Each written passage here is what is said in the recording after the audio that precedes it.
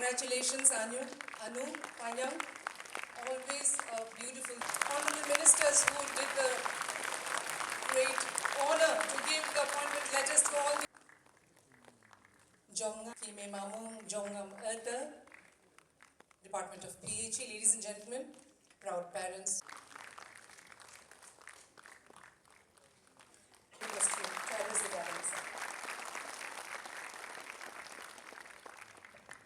State का एक नया हिस्ट्री खुला है। ये इनफैक्ट नया हिस्ट्री तो नहीं है but it's a very important occasion. इस तरह का प्रोग्राम जो है पहले भी कई दफ़ा हम लोग ने कंडक्ट किया है, तो लेकिन आज जितने भी जो हमारा नया जो Arunachal Pradesh engineering service examinations को क्रैक करके आज ऑर्डर ऑफ अपॉइंटमेंट्स हम लोग ने इशू किया। इसमें असिस्टेंट इंजीनियर्स का है कुल मिला के 161 नया एई जो है in various departments like PWD, hydro power, PHE, इसके बाद पावर, WRD, RWD, उन सबको हम लोग ने कुल मिला के 161 सक्सेसफुल कैंडिडेट्स को आज ऑर्डर ऑफ अपॉइंटमेंट इशू किया है। सबसे पहले तो उन सभी सक्सेसफुल कैंडिडेट्स को सरकार की ओर से मैं कॉन्ग्रेचुलेट करना चाहेंगे और साथ ही साथ उनका फैमिली मेम्बर्स को भी जिन्होंने बहुत सपोर्ट किया एग्ज़ामिनेशंस का तैयारी में, उनको भी फैमिलीज़ को भी मैं कॉन्ग्रेचुलेट करता हूँ। पिछले कुछ सालों से हम लोग ने इसमें काफ़ी रिक्रूटमेंट में रिफॉर्म्स लेके आया है, बहुत ही ट्रांसपेरेंट वे से, चाहे वो पब्लिक सर्विस कमीशन हो या स्टाफ सिलेक्शन बोर्ड हो, उसका माध्यम से युवाओं को एक हेल्दी कंपटीशन का करने का एक तो प्लेटफॉर्म सरकार की ओर से क्रिएट किया गया। आने वाला दिनों में सरकार का जो वर्कफोर्स है वो बहुत ही एफिशिएंट वर्कफोर्स होगा, जो कि अपना अरुणाचल प्रदेश की जनता और अरुणाचल प्रदेश का सरकार के लिए बहुत ही अच्छा साबित होगा। ये लगता है रिफॉर्मेशन का जो सिस्टम आप लोगों ने चालू किया, पब्लिक सर्विस कमीशन में जो ओवरऑलिंग किया है और स्टाफ सिलेक्शन बोर्ड को नया गति दिया है, तो रिफॉर्मेशन का वजह से लगता है ट्रांसफॉर्म हो रहा है। उसके बाद परफॉर्मेंस भी होगा लगता है ग्राउंड में। बिल्कुल परफॉर्मेंस होगा। आप देखिए अभी स्टाफ सिलेक्शन बोर्ड में भी अगर आप देखा जाए तो उसमें जो कैंडिडेट, जो सक्सेसफुल कैंडिडेट, उनका अगर बैकग्राउंड देखा जाए तो इट्स अमेजिंग। बहुत लोग डॉक्टरेट भी होता है, बहुत लोग टेक्निकल बैकग्राउंड से होता है, तो बाद में फिर वो लोग दोबारा एग्ज़ाम ट्राई करके, कई सारा लोग पब्लिक सर्विस कमीशन का एग्ज़ाम क्रैक करते हैं, कई सारा लोग इवन UPSC तक भी चला जाता है। सो ये एक बहुत बड़ा रिफॉर्म जो लेके आया है, खास करके युवाओं के लिए ये एक इंस्पिरेशन है। आज अरुणाचल प्रदेश में सभी युवाओं लोग को पता है कि अगर आपको नौकरी चाहिए तो आपको किसी का सिफारिश चलेगा नहीं है, वो लोग खुद ही अपना प्रिपेयर करके अपना ही बलबूते में अपना एग्ज़ाम देके वो लोग आगे इसको क्रैक करके आगे आते हैं। मौसम तो लगता है एडवांस मानसून आ गया और जैसे पेमा खांडू बोलता था कि ईटानगर का सड़क बना देगा, अभी तो आपका ऊपर में एक रिस्पॉन्सिबिलिटी दिया हुआ कि नाहरलगुन और नीरजुली का सड़क कब बनाएगा सर? ना नहीं बनाएगा, ऐसे बनते रहेगा। ये देखिए जो पैकेज 2 का बात कर रहे हैं आप, पैकेज 2 में मैं लास्ट टाइम भी मैंने कहा था कि वर्क जो है वो काफ़ी स्लो प्रोग्रेस है, तो हम लोग का ओर से ऑलरेडी इसको टर्मिनेशन के लिए हम लोग ने कागज़ कार्रवाई जो भी है हम लोग ने इसको ऑलरेडी प्रोसेस में डाल दिया है। फाइनली जाके गवर्नमेंट ऑफ इंडिया में ministry of road transport and highway वही वहाँ पे जाके टर्मिनेशन होगा। तो ये पैकेज जो है टर्मिनेट नहीं करने से अभी का एग्जिस्टिंग कॉन्ट्रैक्टर है वो एग्जीक्यूट कर नहीं पाएगा, क्योंकि इसमें आई थिंक अभी इस्टीमेशन में भी कुछ गैप सा हो गया है।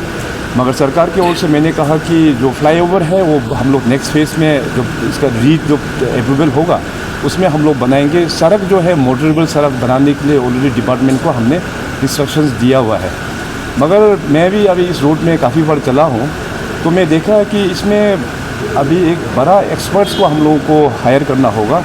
ड्रेनेज सिस्टम अच्छा नहीं होने का कारण से पूरा मड जो है वो सड़क में आ जाता है, और साथ साथ डिप्टी कमिश्नर को भी सरकार की ओर से इंस्ट्रक्शंस दिया हुआ है, जितने भी जो अर्थ कटिंग हो रहा है मानसून पीरियड तक वो रुका जाए, चाहे वो प्राइवेट का हो चाहे वो सरकार का क्यों ना हो, मानसून तक उसको पूरा होल्ड करने के लिए शायद DC ने ऑर्डर भी निकाला हुआ है। तो उसको कंट्रोल करने से तो जाके सड़क भी ख़राब नहीं होगा। मगर लॉन्ग रन में ईटानगर नाहरलगुन का जो ड्रेनेज सिस्टम को सबसे पहले हम लोग कोई एक्सपर्ट्स को बुला के उसको डिज़ाइन किस प्रकार से होना है, ये फ्यूचर के लिए देखना बहुत ही आवश्यक पड़ गया है। ओके, माय नेम इज़, अभी तो इंजीनियर हो गया, तो so I can say engineer तेनुत राजितामिन। I am inducted as after clearing Arunachal Engineering Service Examination 2025 as Assistant Engineer in PHE and WS Department. And I have graduated in the year 2019. Since then, I have been preparing for this examination. 2019, I have graduated from Northeastern Regional Institute of Science and Technology. About this examination, all I can say is that एक ही मंत्र है इसका, तो first dedication, hard work and consistency, that is the only मंत्र. Luck सक पे तो मैं इतना बिलीव करता नहीं हूँ. There is one saying that when hard work meets opportunity you are lucky. Then ऐसे बोलने से yes I am lucky for that इतना सारा पोस्ट क्रिएट हुआ है. बिकॉज आफ्टर 2022 एपीएसएस पियास को मॉरल डाउन हो गया था, होप भी इतना नहीं था.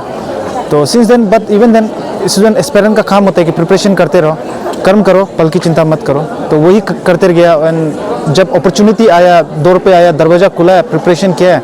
सो I think for that my hard work is paid off. I am here. इतने सालों मेहनत करने के बाद आज गवर्नमेंट ऑफ अरुणाचल प्रदेश में आप लोग ज्वाइन कर रहे हो एज ए, क्या कहना चाहेंगे, कितने खुश हैं? डेफिनेटली सच में बहुत खुश है. नॉट ओनली मी, हम अकेला नहीं है, एकदम जितना भी यहाँ पे आया है, खासकर मेरा कैंडिडेट के साथ साथ दोस्त लोग भी, उसके साथ उसका पेरेंट्स डेफिनेटली सब ग्रेस करने आए हैं. तो it's just moment of happiness and moments of great कि जितना साल की मेहनत का आज रिजल्ट लाया है. Thank you so much. अपना एक्सपीरियंस शेयर करना चाहेंगे, क्योंकि इतना इजीली से ऑफिसर, एक ग्रेड ऑफिसर में ना मुश्किल होता है. आपने इतना मेहनत किया, उसका एक्सपीरियंस कैसे था, कितना साल आपने जो मुकाम हासिल करने में लगा? हाँ, definitely I think everyone has their own way of experience ना.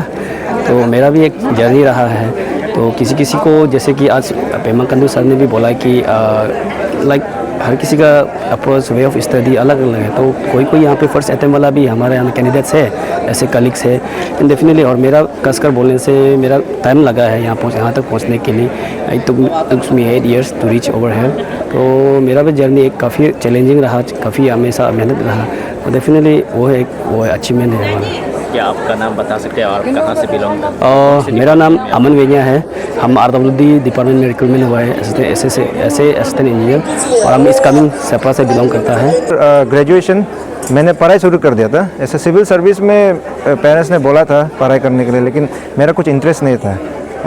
आई really wanted to pursue whatever career with my degree, जो कि इलेक्ट्रिकल इंजीनियरिंग है. तो उसी को लेके मैंने उसी को लेके मैंने ये कोचिंग भी किया, अपना उसको परस्यू किया. फिर जब पुलिस में भी जब जॉब कर रहा था, तो अपना जो सब्जेक्ट है उसको छोड़ा नहीं था. तो क्योंकि छोड़ देने से आगे कंटिन्यू करने के लिए तकलीफ होना था. So it help me a lot. जो आज फाइनली मिल गए हैं. Yes, sir. अपने सेम डिपार्टमेंट में. Yes, sir. तो जो अपने शायद बहुत सारे अपने घर परिवार वाले भी सपोर्ट करने वाले भी रहा होगा, तो क्या कहना चाहेंगे? हाँ, वो पेरेंट्स का तरफ से तो छोटा सा सपोर्ट था. तो ऐसे तो पेरेंट्स तो चाहता था कि हम सिविल इंजीनियरिंग परस्यू करो बोल के, लेकिन I had my own interest.